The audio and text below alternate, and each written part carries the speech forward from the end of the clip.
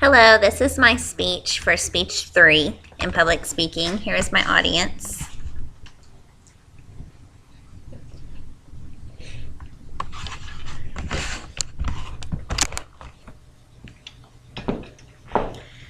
I struggled actually presenting this speech. Though the topic is extremely important, I am the one that gets sick to my stomach reading the information.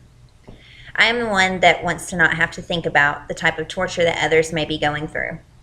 I'm also one that likes to have good thoughts about good things in my mind and not necessarily dwell on the horrible ones. However, after thinking this, I realize how very normal I was. Many are like this. Many try to turn off the bad. Many want to look away when things go wrong. Many do not like to dwell on the bad stuff. What we don't realize is the reason so many bad things go unchanged is because we look away. As much as we may not want to face it, the bad is happening today more than we know. The recent news stories that we have all heard of ISIS are horrifying to anyone that hears them. The thought that something like this happens in our world, in our time, is hard to face. It's hard to face so much that if you haven't noticed, many of the horrifying stories about ISIS and what is actually happening now is seldomly on the news anymore. Like many other things, it has been turned off. What we don't notice is that even though they have been turned off on our TVs, they are very much still on for the victims that have been captured by ISIS. In early August 2014, ISIS captured the Iraqi town of Sinjar, which caused almost 50,000 Yazidis to flee to the mountains outside Sinjar to save their own lives. We heard the news stories of the stranded Yazidis in the mountains. We heard the food and aid that the U.S. sent to help these Yazidis, and we heard of the success stories when those Yazidis were able to make headway to escape the situation. However, we did not hear about the Yazidis that were not so lucky and unable to get away from the horrific grip of ISIS.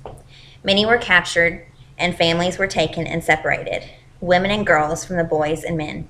The males were taken, they were lined up, and they were shot.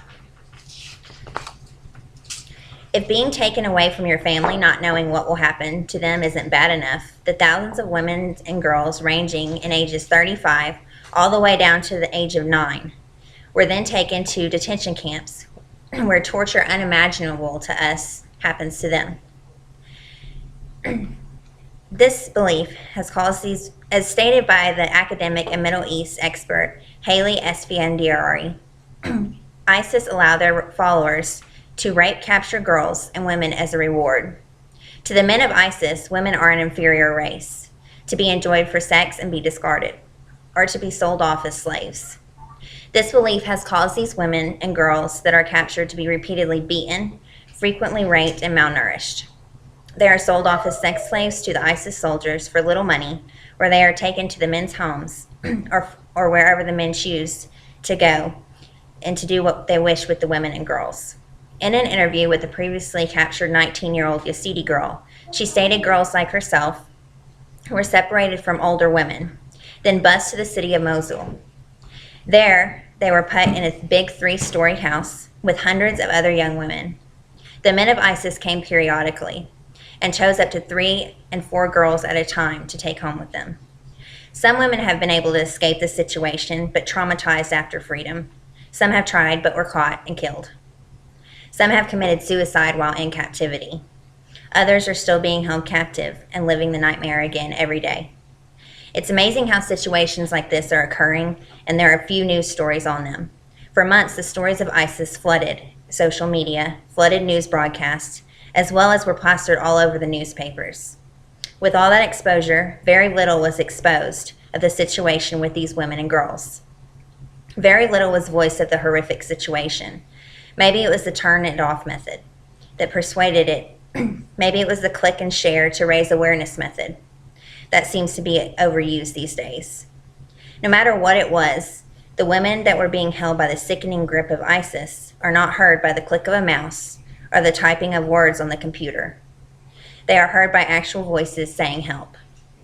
Many have begged to be bombed just so they could die and be out of the situation.